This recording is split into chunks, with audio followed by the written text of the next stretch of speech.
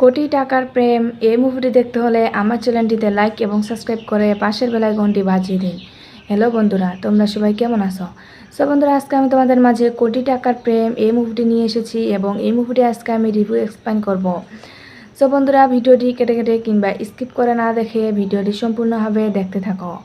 So বন্ধুরা, কোটি টাকার প্রেম এই মুভিটিতে অভিনয় করেছিলেন শাকিব খান এবং অভিনেত্রী হিসেবে ছিলেন অপু বিশ্বাস। তাদের সাথে আরও অভিনয় করেছিলেন মিশা সওদাগর, আবুল হায়াত এবং রিনা খান। সো বন্ধুরা, এই মুভিটি মুক্তির তারিখ ছিল 24 জুন 2011। দেশ ছিল বাংলাদেশ, ভাষা ছিল বাংলা। সো বন্ধুরা, এই মুভিটির চিত্রগ্রাহক হিসেবে ছিলেন আসাদুজ্জামান মঞ্জু এবং রচয়িতা করেছিলেন অনন্য মামুন।